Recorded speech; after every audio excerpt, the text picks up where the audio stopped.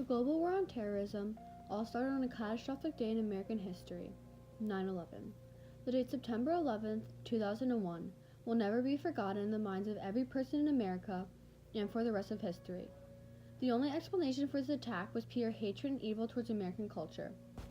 A few days after the attack, George W. Bush, the president at the time, declared the war on terror. He stated in front of Congress, "The enemy of America is not our many Muslim friends.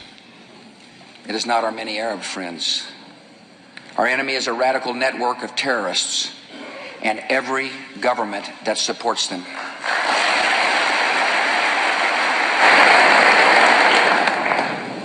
Our war on terror begins with Al-Qaeda, but it does not end there.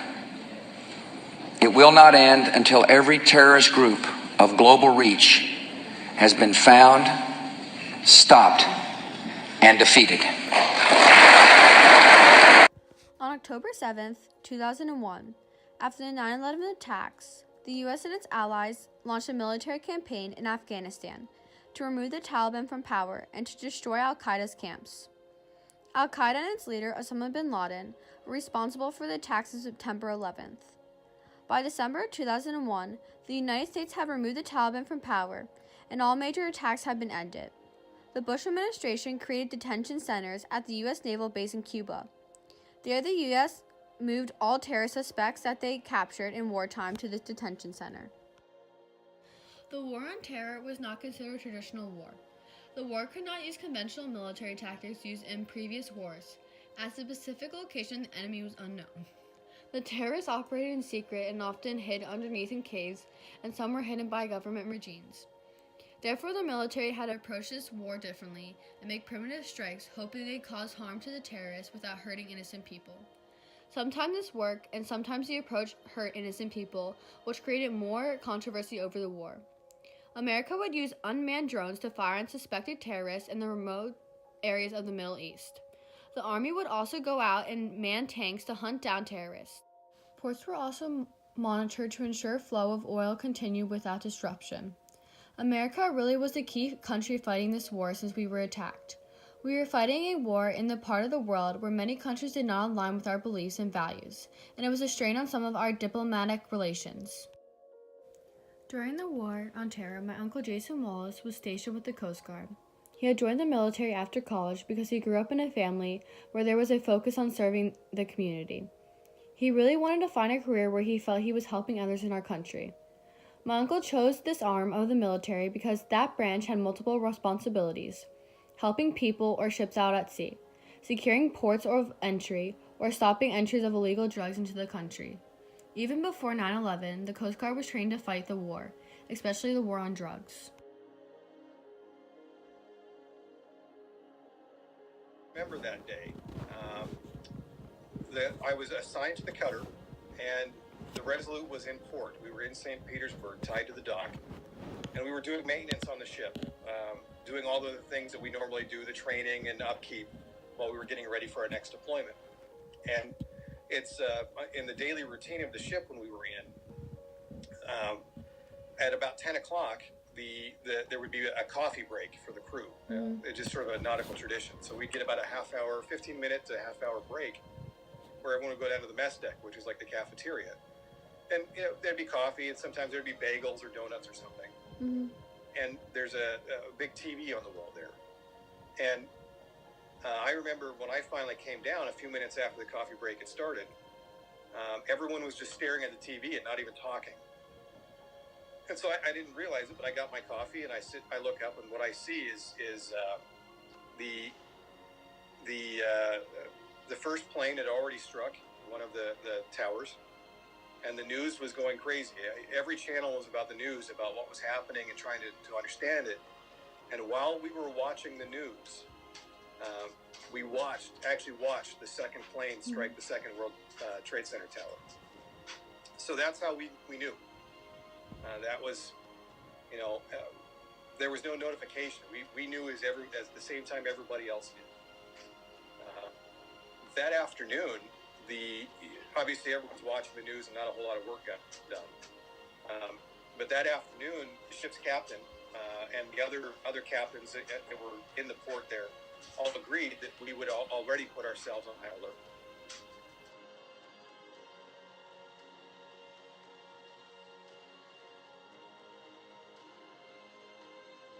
Called a tactical law enforcement team, which is kind of like a SWAT team if you want to compare it to like a civilian police force.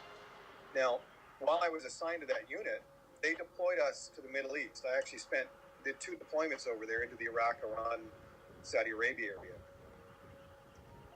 And one of the things that they had us doing in support of those operations there was doing takedowns of suspected terrorist vessels, because that's something that it's difficult for many people to understand if you've never worked in that environment. But not everybody who's a military combatant, an enemy or a good guy, wears a uniform and shows up the way you think they do, right? They may not be in a vehicle that's painted up that says, I'm a soldier for this country. Many times, and this is something that was very common with the war on terrorism, is it wasn't about fighting a particular country, right? We weren't fighting Iraq's army or Saudi Arabia's army. We were fighting groups of people that had banded together based on an ideology.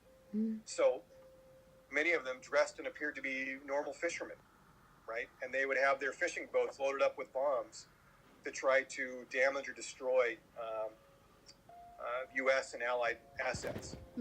So my team was one of the teams that did routine inspections and boardings on these types of vessels to determine if they were good guys or bad guys. And we found several bad guys. My team in particular was also sent on several patrols where they would drop us off on land near the water, right? Mostly up and down the river that you would take from the northern Arabian Gulf up to the port of Qasr, which is where the big Allied base was. Well, we would sometimes patrol that riverbank looking for evidence of terrorist activity, because there were areas that they could use to ambush, it's like supply boats and ships coming up. And we would find stashes of weapons, we would find hideouts. We actually captured a few prisoners. We worked with Navy SEALs. We worked with the Navy EOD, which is the Explosive Ordnance Disposal Unit, to get minefields and other bombs and ordnance safely disposed of so that it would not harm any of our allies.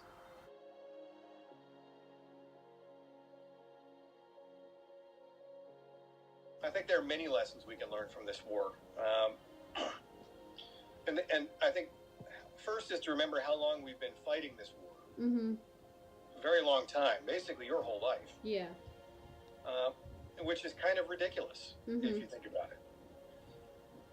I think it's important that as a country as powerful as the United States is, you know, and when I say powerful, I don't necessarily mean by military strength. I mean by political strength as well, right? Much of the world looks up to us, whether it's because they respect us or because they fear us. That's a different question. But